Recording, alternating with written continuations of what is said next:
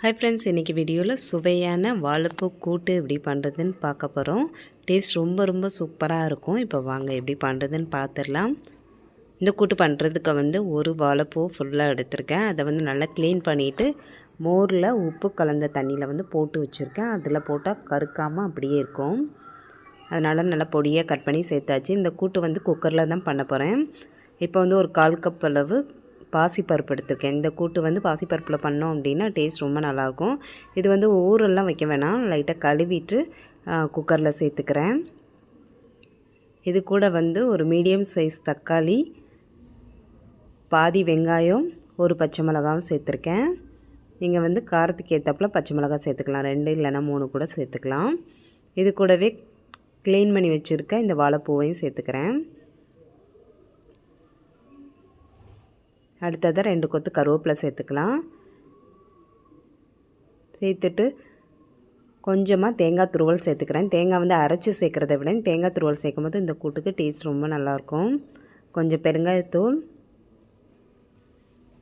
1/4 spoon அளவு மஞ்சள் தூளும் சேர்த்துக்கிறேன். இது கூடவே 1 ஸ்பூன் அளவு சாம்பார் பவுடர் சேர்த்துக்கிறேன். சாம்பார் பவுடர் அதிகமாக சேர்க்க வேணாம். அதிகமாக சேர்த்தோம் அப்படின்னா சாம்பார் மாதிரி டேஸ்ட் வந்துடும். 1 ஸ்பூன்லேருந்து 1.5 ஸ்பூன் அளவு சேர்த்துக்கோங்க. இப்போ இந்த கூட்டுக்கு தேவையான அளவு உப்பும் தண்ணியும் சேர்த்துட்டு நல்லா கலந்து விட்டுலாம். தண்ணியும் அதிகமாக சேர்க்க வேணாம். அந்த பருப்பு இதை விட கொஞ்சம் மேலே இருந்தால் போதும். அந்த அளவுக்கு சேர்த்தா கரெக்டாக இருக்கும். இப்போ தண்ணி சேர்த்துட்டு நல்லா கலந்து விட்டுட்டு மூடி போட்டு மீடியம் ஹீட்டில் வச்சு ஒரு 3 விசில் வச்சு எடுத்துக்கலாம். இப்போ பாருங்கள், இந்த பருப்பு, இந்த வாழைப்பூ இது எல்லாமே சூப்பராக வெந்துருச்சு.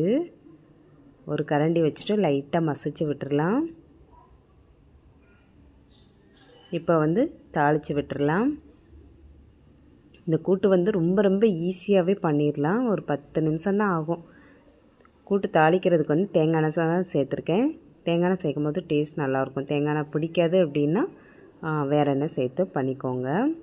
எண்ணெய் நல்லா சூடானது கடுகு, உளுந்து, கொஞ்சமாக ஜீரகம் இது போட்டு தாளிச்சிருக்கேன். இது நல்லா பொரிஞ்சதுக்கப்புறமா கொஞ்சம் வெங்காயம், கொஞ்சம் கருவேப்பிலை போட்டு தாளிச்சிட்டு இதில் ஊற்றிக்கலாம்.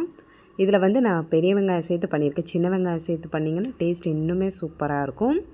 கடைசியாக கட் பண்ணி வச்சுருக்க மல்லியில் சேர்த்துக்கிறேன். அவ்வளோதாங்க, சூப்பரான வாழைப்பூ கூட்டு ரெடி ஆயிடுச்சு. கண்டிப்பாக நீங்களும் ட்ரை பண்ணி பாருங்கள். ஒரு நேரம் சாப்பிட்டிங்கன்னா அதுக்கப்புறம் எப்போவுமே வாழைப்பூ வாங்கினா இந்த மாதிரி தான் பண்ணுவீங்க. அவ்வளோ டேஸ்ட்டாக இருக்கும். வெறும் சாதத்தில் போட்டு பரட்டி சாப்பிட்றதுக்கு அவ்வளோ சூப்பராக இருக்கும். இது சப்பாத்தி கூடயும் வச்சு சாப்பிட்லாம், இட்லி தோசை கூட வச்சு சாப்பிட்றதுக்குமே ரொம்ப நல்லாயிருக்கும். டயட்டில் இருக்கீங்க அப்படின்னா சும்மா கூட சாப்பிடலாம். கண்டிப்பாக ட்ரை பண்ணி பாருங்கள். இந்த வீடியோ பிடிச்சிருந்தா லைக் பண்ணிவிட்டு சப்ஸ்கிரைப் பண்ணிடுங்க. Bye friends.